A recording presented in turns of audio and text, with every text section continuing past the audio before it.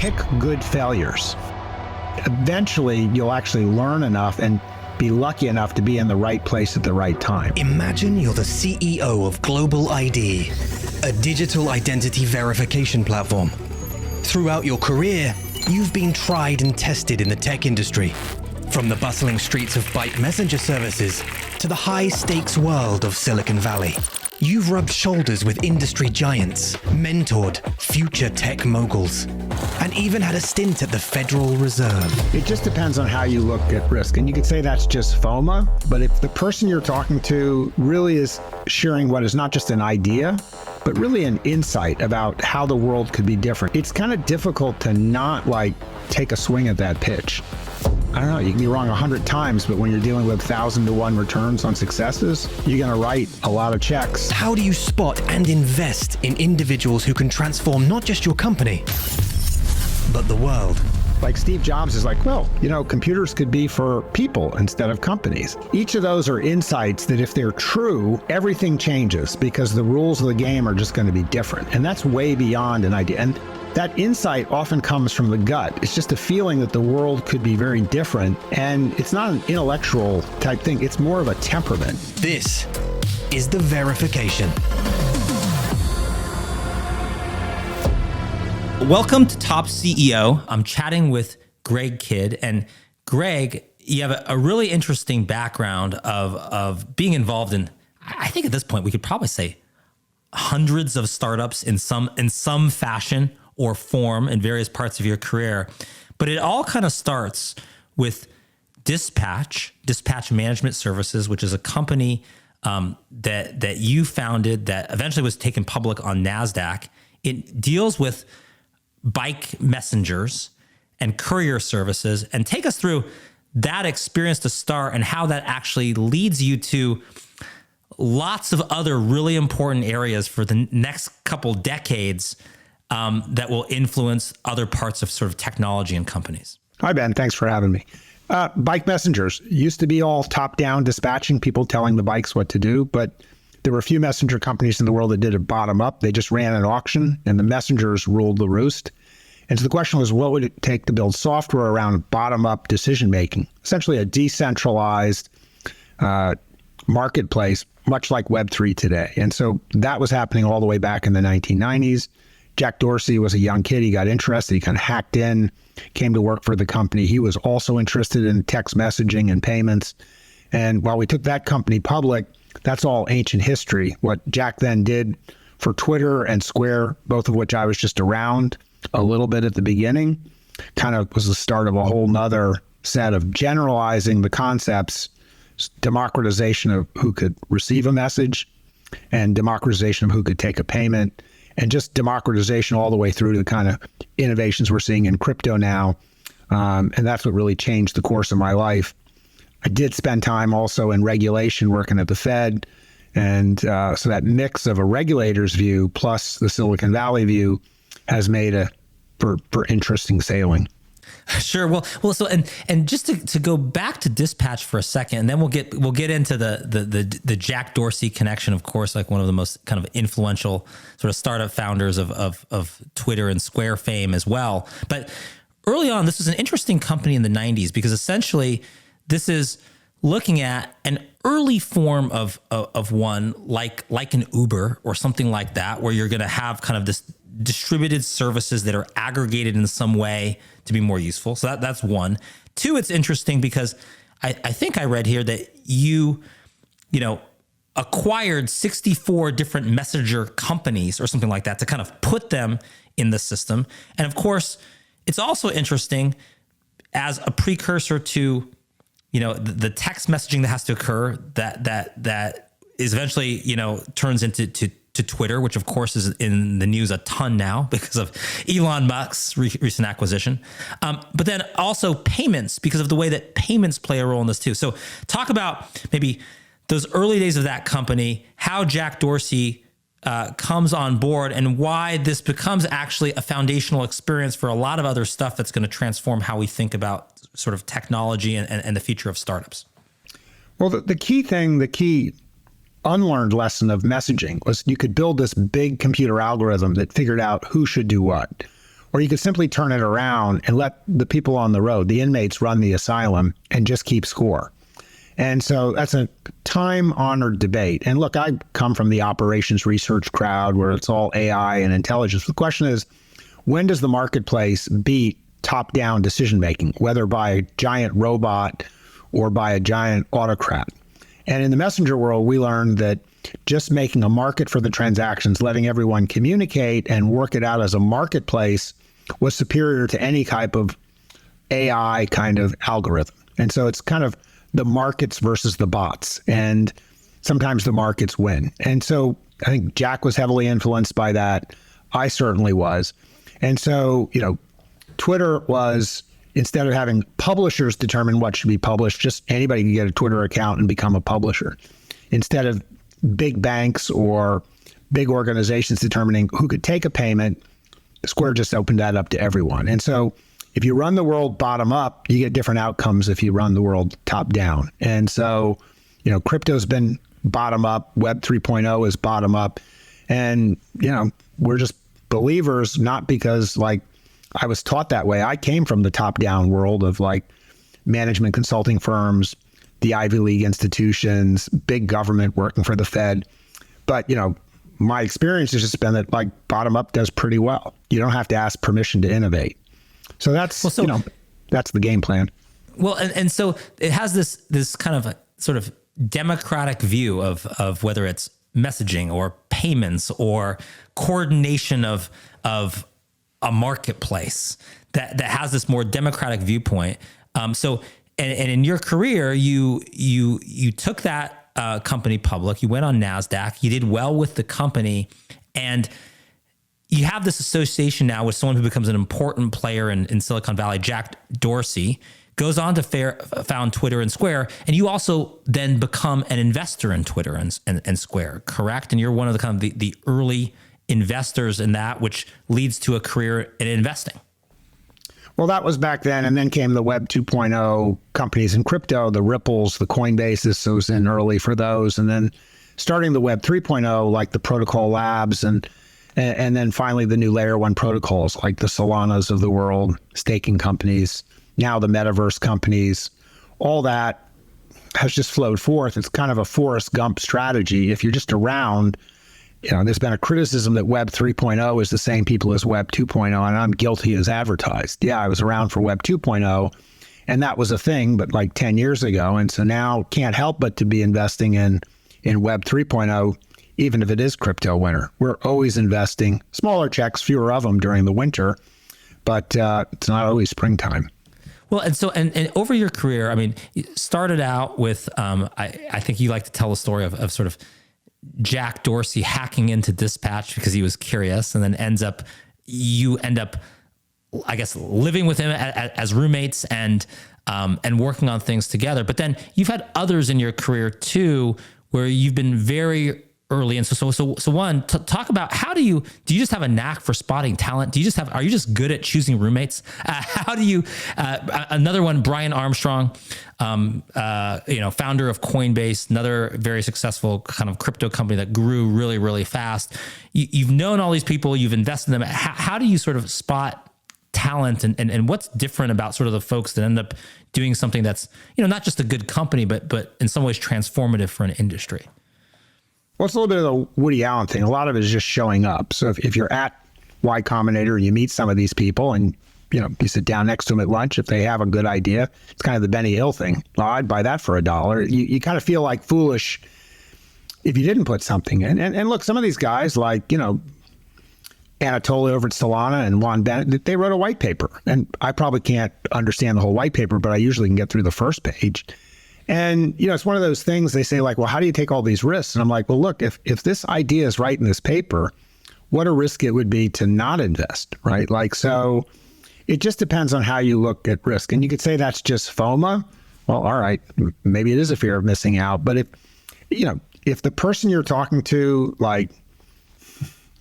really is sharing what is not just an idea, but really an insight about how the world could be different at a Star Trek kind of level, it's kind of difficult to not take a swing at that pitch.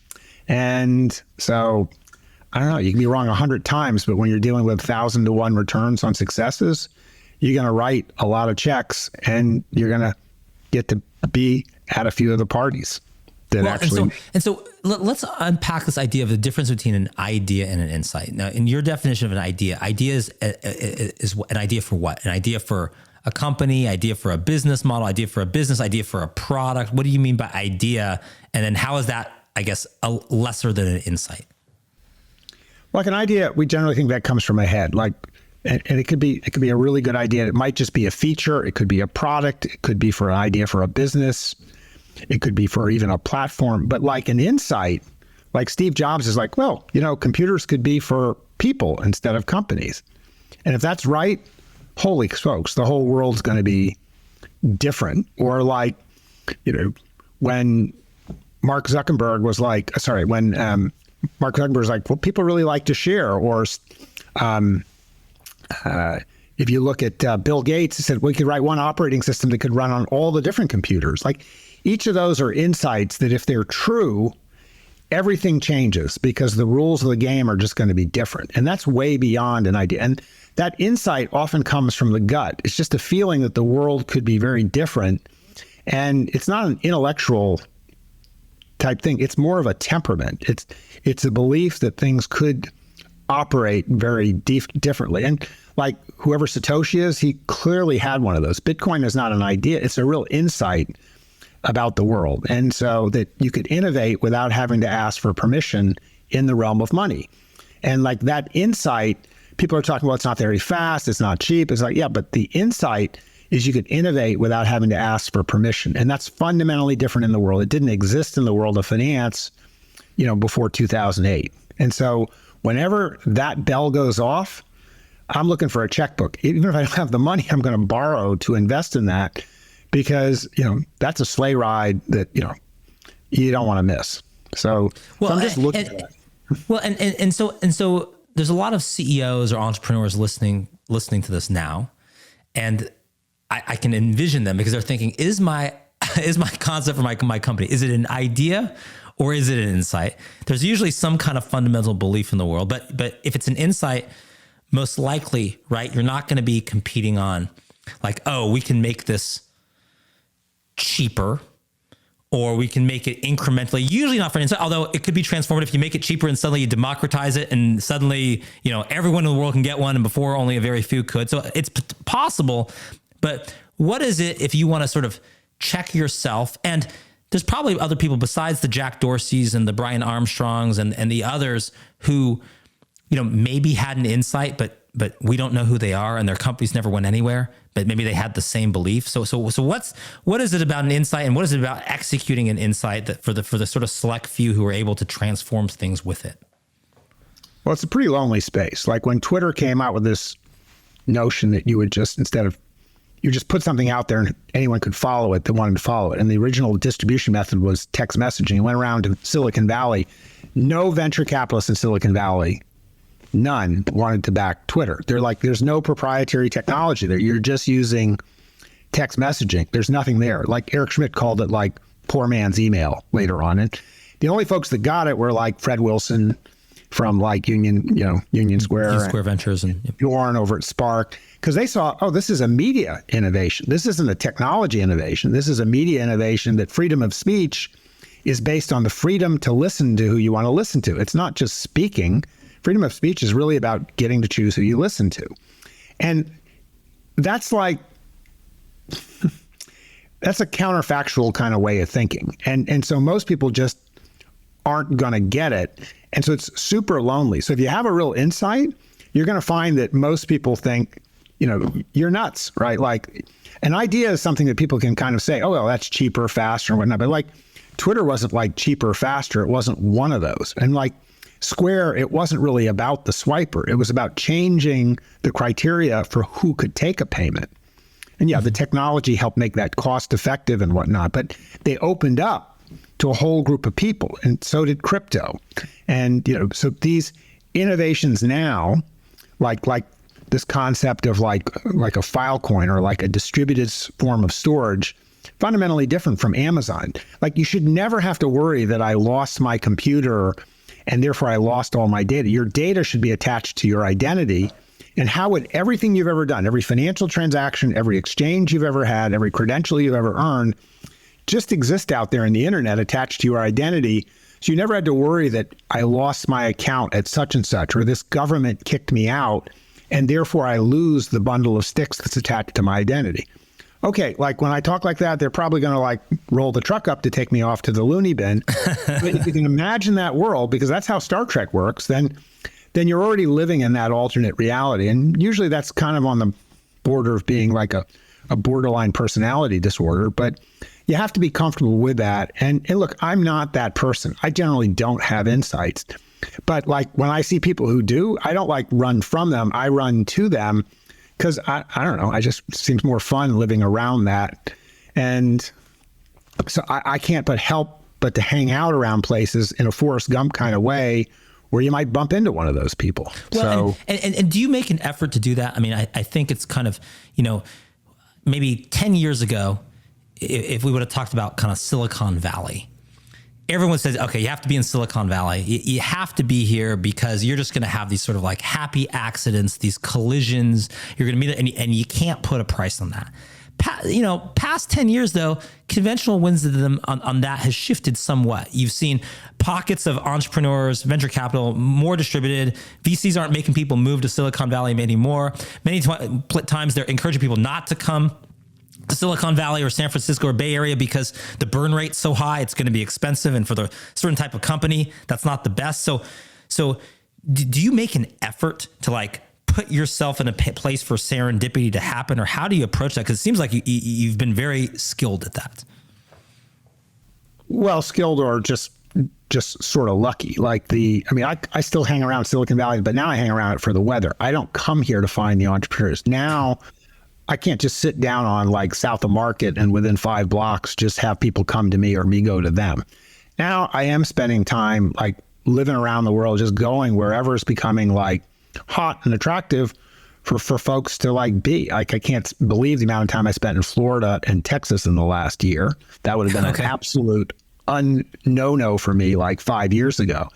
And then just elsewhere, all around the world, there is talent everywhere. And so the bulk of our investing and the bulk of my learning and whatnot has shifted outside the US, and the world is the oyster now. And so you just go where the people are because you want to meet the people. And even in the world of the internet, you want to go to Romania and find like who's doing like whether it's Elrond or something, and these guys are building a different blockchain, and like how the hell and why the hell are they doing it in Romania and stuff. And like, you're just going to go those places. Or like, is Nexo really something different from Celsius and Voyager? Well, you better get on a plane and go to Bulgaria and find out who the hell are these jokers. And, so at the end of the day, you have to like go there, look people in the eye, look at their backdrop, and figure out, is this real or is it smoke and mirrors? And so the fun thing is that talent is everywhere in the world now. It's not like it was 5 to 10 years ago in Silicon Valley with such a dominance. There's still stuff here, but there's talent everywhere now. And the tools and COVID have just made it clearer that you're not going to find it just hanging out in Silicon Valley. So I like it. It gives me an excuse to go all around the world and meet these people where they are, as opposed to brain draining them all to here. Well, the other thing is that about your career that's interesting, and we'll get into more kind of present day things, but this notion of the importance of compliance and regulation in helping something go mainstream, which has been a theme in your career.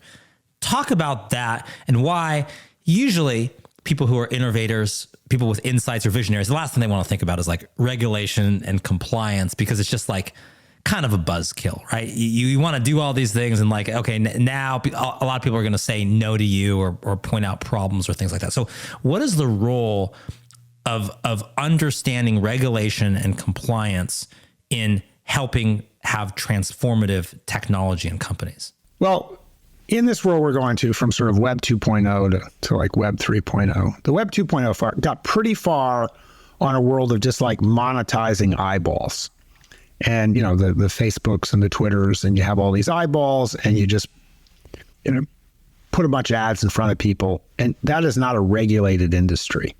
And it's kind of we have the ills that happened with all the fake media and bots and all this type stuff. And people are kind of sick of that. And at the same time, we see this model of monetization, like whether it was the Netflix model or whatnot. And that was coming along, and that has its pluses and minuses too. But if you can flatten the world and have creators get in touch with their viewers, their audiences and whatnot, and you can flatten the world, and you don't need to go through a third party, it's pretty amazing. But if you're doing all that with money that's off the grid money, you don't know whether like you're doing work like merchants can take money directly with crypto or stable coins from someone who's paying. Now that person who's paying might be on the sanctions list, and you don't know whether you're like facilitating drug money or terrorist financing or whatever other malignant activity. And like on the margin, like that can be done at a small scale, but at scale, if you're Walmart and you're taking money from a non-custodial wallet without identity, that's not going to look good, right? There are still, despite all this technology, a world of laws and guys with guns and badges. And at scale, doing things without identity, without compliance, is going to be breaking the law.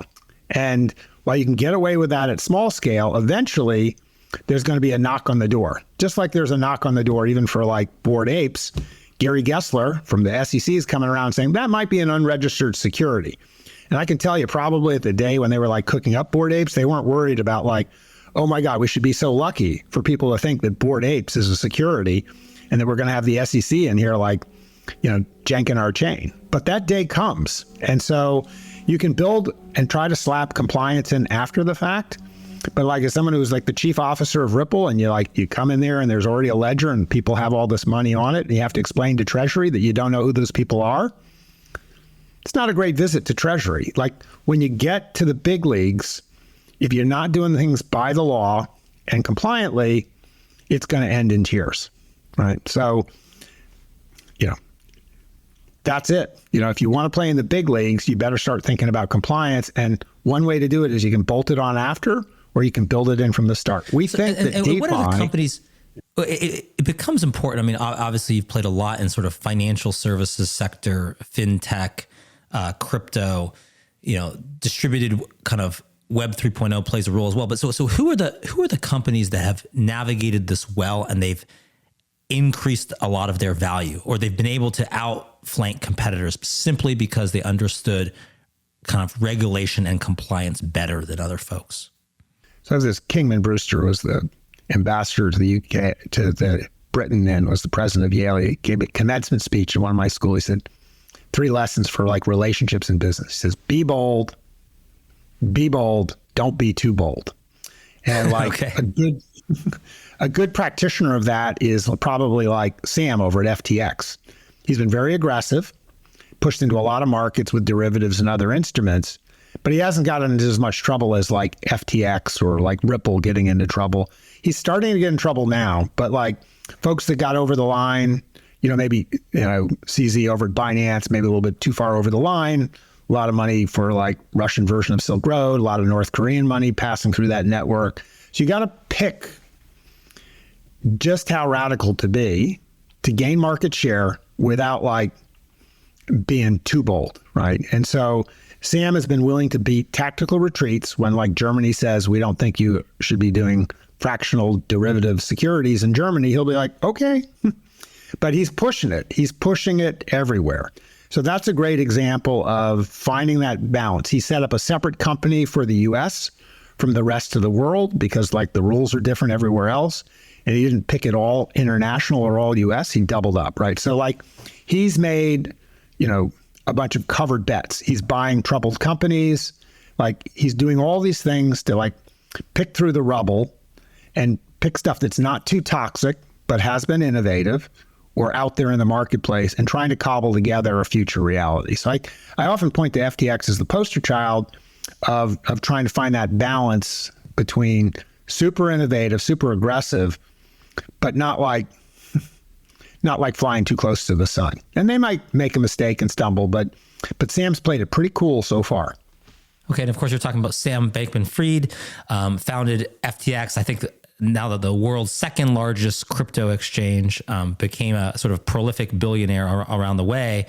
And if there's this tension between, I guess, You're saying be bold, but not too bold. Be innovative, but be careful with, a little bit, associate with some interesting people, but not too interesting. What is your advice for CEOs and others who are any of these lessons in technology applicable elsewhere, or is technology its own beast, its own animal, especially fintech? Or do you think there's some universal lessons that can be applied outside of those sectors to people who are trying to innovate in other areas? Well, I think so. There's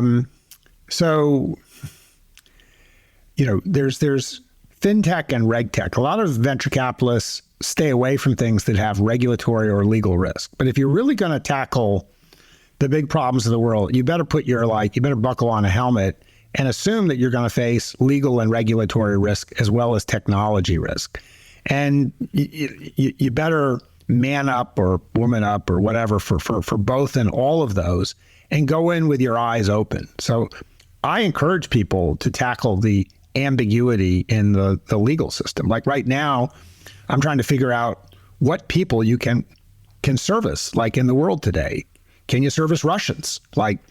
Or are Russians banned from doing things? Like what is doable and what is a reasonable way of doing it? You need to go out there and, for me anyways, if the entrepreneur is just staying away from those risks, I'm like, look, I'm a fireman. I run toward fires, not away from them. So if you're an innovator, I expect you to be tackling these hard problems and coming up with ways to solve them.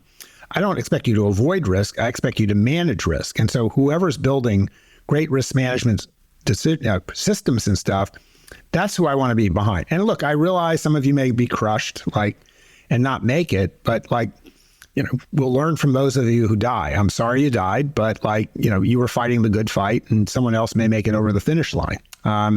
So I encourage people to go out there, because otherwise, it's that little song, each day I hope and pray that tomorrow will be the same as today.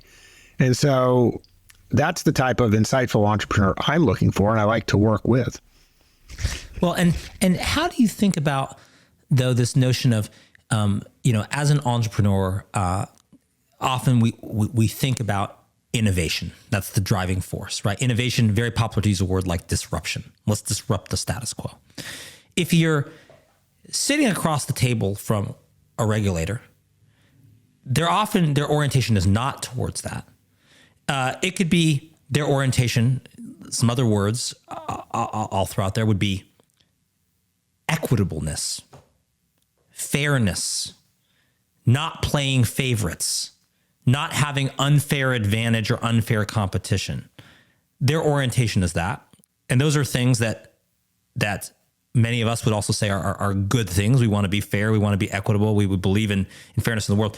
How do you reconcile that? Or is this battle between innovation, disruption, and sort of fairness and being equitable, and also allowing the benefits and the value generated in society to make their way to not just sort of maybe the elite few that are starting these companies? The way I try to position it when I'm talking to the powers that be, the regulators, et cetera, is I try to say, look, I'm not the innovation, the disruption. I'm a messenger. I'm here to tell you that this stuff is happening. It's already happened, right? You just haven't fully felt it yet. Just like the telecoms used to have their own app stores, and then the app store came along from Apple and Google, and those it just basically turned the phone companies into dumb pipes, And if you banks don't want to be turned into dumb vaults, and if Facebook and Twitter don't want to become just basically dumb social networks where the links on their systems take you to a place where everything happens and nothing happens through Facebook and Twitter anymore, then, you need to wake up and smell the roses, because this is not me doing it to you. I'm just telling you, I've met these folks out there. They're working on this stuff because it's a lot more fun. It's a lot more Star Trek. And this change is coming. I don't know if it's going to come this year, 5 years, 10 years. You can either open yourselves up and sort of embrace the disruption. Again, I hate to mention Sam again from FTX, but he works on distributed protocols and invests in them, even though he's a centralized exchange himself. He's disrupting himself. So either you take a chill pill and embrace the disruption and start to do it yourself, or it's just a matter of time before you're going to be on the wrong side of this equation and you're going to get turned into a dumb pipe. And, maybe you're just going to like live on SMS text messaging as long as you can. But, there's these other things out there that are just going to like eat that up. I'm just the messenger. So killing me is not going to kill the message or stop the progress. And so it's just trying to get those folks to realize this is happening anyways. And what they should start to do is work with it as opposed to like just sharpen their knives and try to kill it. And so you see that happening with regulators. They reach that tipping point where they actually realize that this is going to be part of the future, and they really try to get their heads around it. And it will happen. It just happens at different times in different countries with different regulators. And the US now are still at that point between like, is it too late to kill crypto, or we better acknowledge it's going to be here? So let's build a framework that lets it live side by side with the banking and card system that we have today as legacy systems. Well, and what is your opinion on market downturns, market upturns? If we're talking about crypto, we might be talking about a crypto downturn and a so-called crypto winter now. Do you think, regardless of the space or the industry, does that affect good entrepreneurs or innovators? Should they be paying attention to that? Should they ignore it? What is your advice for other CEOs listening of just like, because there's macroeconomic factors from inflation and the war in Ukraine and any number of things. Does that affect a good entrepreneur or no? The downturns always wash out the fair weather sailors. So we're going through that period right now.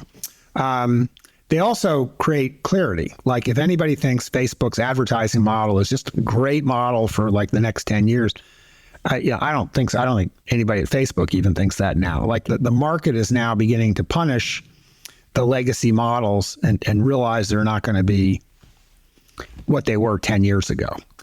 It doesn't shine a light yet for this new crop of entrepreneurs. Like what is going to be the next set of successes that come out of this downturn? We saw what came out of the downturn from like 2018. Back when 2018 was happening, it was rat shit time to raise money. But FTX and Solana both made it through. And man, they have done so much in 3 years. We don't know what is going to come out of this crop when people are innovating now in a downturn, because it's going to take 3 to 5 years to see which of those come through. Just like if the .com crashed, the stock price of Amazon and Google was in the tank. But, they made it through and they became huge and amazing companies. So I don't know what's going to come out of this downturn. We're trying, even though we're writing fewer and smaller checks, because, our chip stack is down along with everyone else's in the marketplace. But I can tell you there's a lot of dry powder out there, and kids that are graduating from school or have the skills to participate in this, they're not saying like, oh, well, gee, how do I go work for Goldman Sachs or McKinsey? They're working on this stuff. And when you have the top talent, I can't but help to think, and history kind of proves this out, that something's going to come from all those people working on these new tools that allow you to innovate without having to ask permission. That can only lead to good things. I don't know how long the winter will last. I don't know how long it will be before the next uptick takes, but this seems like the natural order of things. And what is your sense of the world of Web 3.0, NFTs, the sort of like the biggest fad, it kind of goes away. You deal with more of like the sort of like the industrial plumbing of this, of how all of this operates, as opposed to all the stuff on the surface. What do you think about kind of the latest? You mentioned, Bored Apes or other things like that. The nations, like, how much of this is fad, or what do you pay attention to, and what do you recommend other CEOs pay attention to? Well, yeah. NFTs can look like a fad right now. It goes up, it goes down. Like the current thing that's most sales, the biggest sale item on OpenSeas right now is people buying like domain names, like from like unstoppable domains and stuff. And so, but what that tells you is there's something there. And so the question is, do you think in the future that all the registries from homes and cars and diamonds and everything else are all going to be in little silos? Or is there a technology out there that says everything that's owned has essentially a title to it, which is an NFT. And all those NFTs have got to belong to some ultimate beneficial owner, like a person, which is represented by a unique name. So there's no confusion. Well, I don't know how else we get to the future without something like that. Like we've seen glimpses of it, but now the question is, how long is it going to take from us to get to that? 8 years ago, when Apple launched Apple Pay, people were like, nobody really uses this. This isn't really catching on. It's going to take forever. It's never really going to happen. And then COVID came along, and now everybody like pays with like contactless payments. And now everybody's like, holy shit, the future of payments is contactless, and it's just going to be sitting in your phone.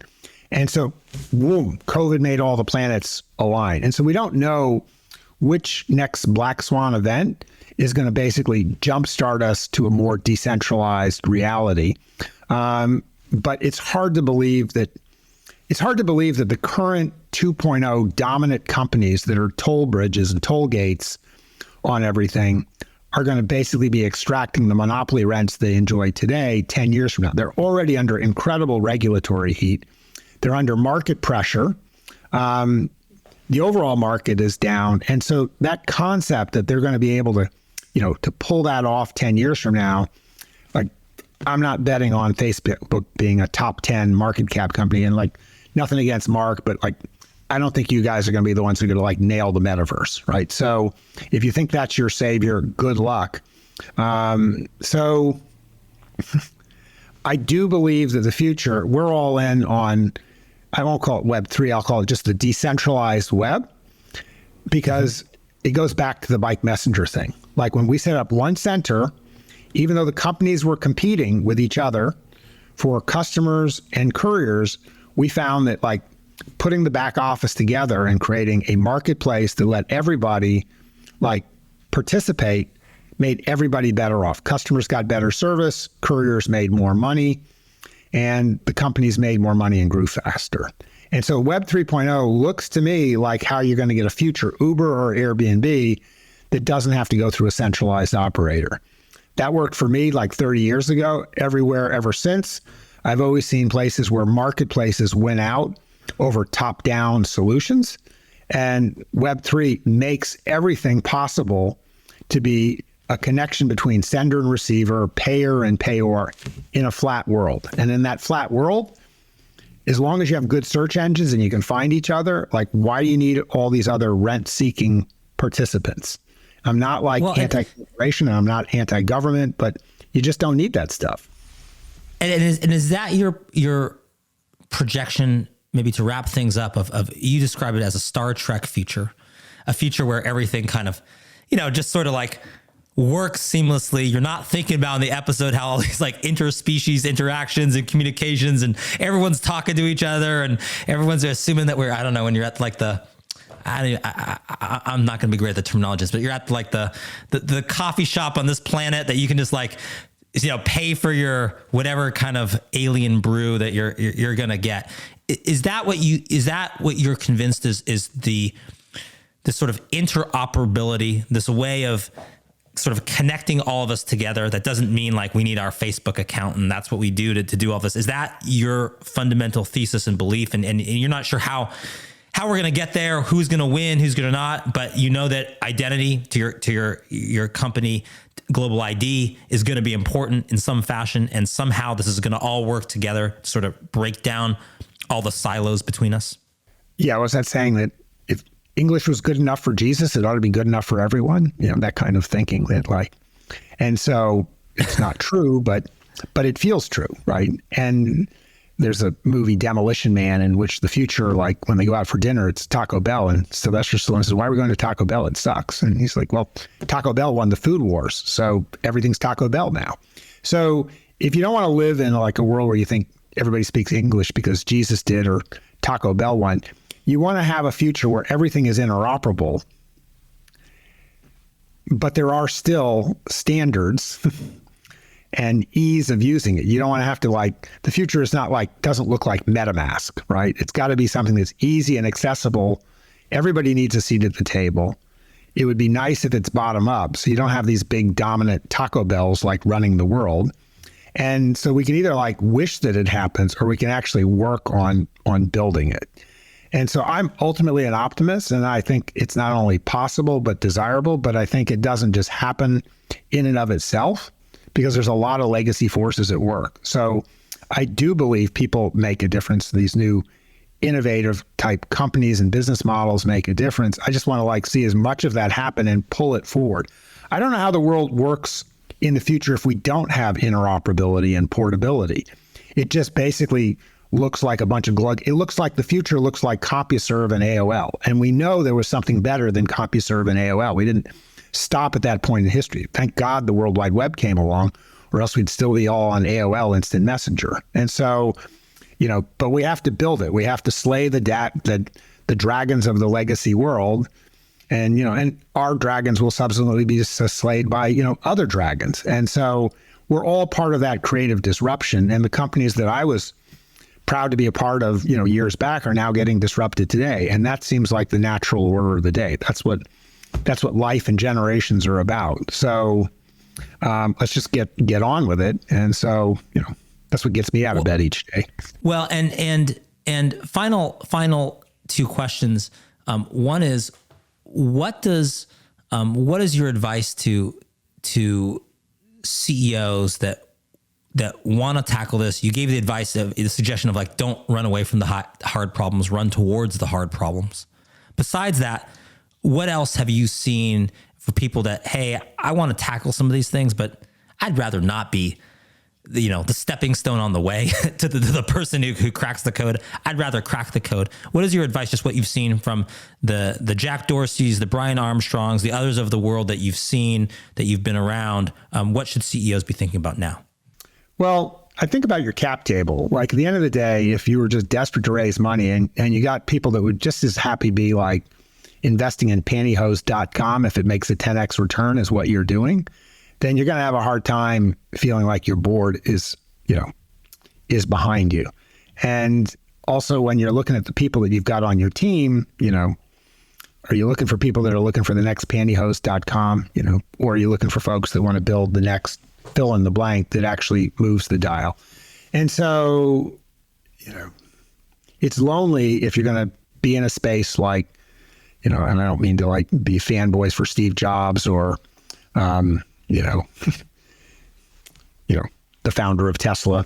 But okay, they had and have a vision that is more Star Trek-like than not. And you have to just decide, do you want to be a guy that's carrying the water for something that's just, it's a bigger market and we're going to bigger, faster, or are you really interested in doing things differently? And it's okay. There's a lot of work out there to be for bigger and faster. Just know what you're comfortable with and know what you can sleep with at night.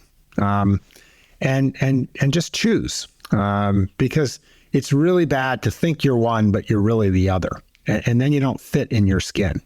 And if you are going to do one, whichever one you do, just get used to getting the shit bit out of you. And it don't take it so personally, right? Because the planets may not be aligned. In addition to doing everything right, you also need to be lucky that it's the right time. There was a right time to be Zoom. It was in the middle of COVID. Well, maybe the planets aren't so aligned anymore. But to get lucky, you have to do the work first so that when luck happens, you're ready to jump through the hoop and the loop. So, and I think maybe an underrated quality in CEOs and entrepreneurs is being able to deal with uncertainty and just generally being okay with it, that things don't always have to be certain. There's not always a clear answer, and you can just kind of operate on that basis, and it's okay. It's okay. And don't take it all so personally. It's like open sea. There was they were going nowhere, then the window opened, then the window closed again. So it's it's like a sugar high, up, down. Don't take it personally. The market's just going to do what it's going to do. Don't take it personally. That's my big final then question is, we asked you the CEO question. And so you've been a CEO yourself. You are a CEO. You've been around a lot of successful CEOs. But let me do the other side, which is the investor question. So if someone wants to and looks at your background and says, wow, I'd love to invest in some of those companies in Greg Kidd's portfolio, and I want to try to find a way to navigate this. I want to, maybe I'm starting small, or I'm just starting out. What is your advice for investing in this and trying to navigate kind of the for real companies and the less than real companies? Well, I would just treat investing as part of your education that just like continued on after school. And when, you lose all your money on something, just treat that as a lesson learned. The really dangerous thing is when you have some initial success and you think you know what you're doing. But as long as you're basically treating everything you do, especially the failures, as education, then you're in the Michael Jordan world of like, I fail over and over and over again. That's why I'm successful, right? It's just you're getting educated. And then one of those educations turns out to be like, it's like whenever I do business in Russia, I say, I always lose all my money, but I have a lot of fun.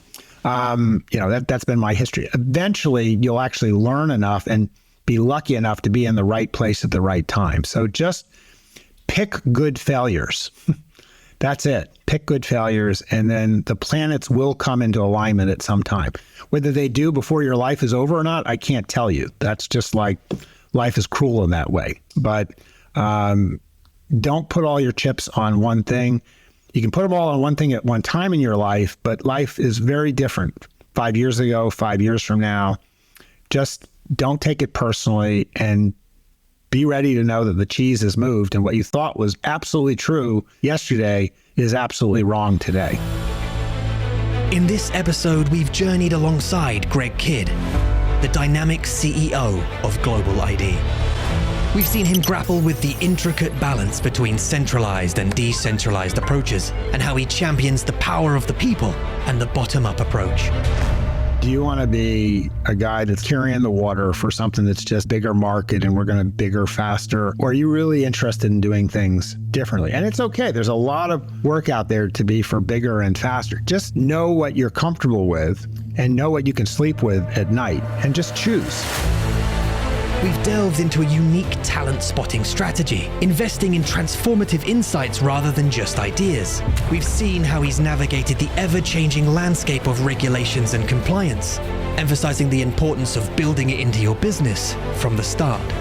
Through the lens of Greg's experiences, we've gained a deeper understanding of the tech industry's challenges and the innovative solutions that drive it forward. The downturns always wash out the fair weather sailors. They also create clarity. We don't know what is going to come out of this crop when people are innovating now in a downturn, because it's going to take 3 to 5 years to see which of those come through. This story is a testament to the power of resilience, the importance of adaptability, and the transformative potential of forward-thinking leadership.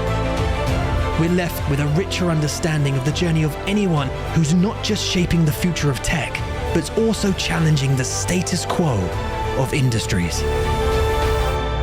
And with that, it's case closed.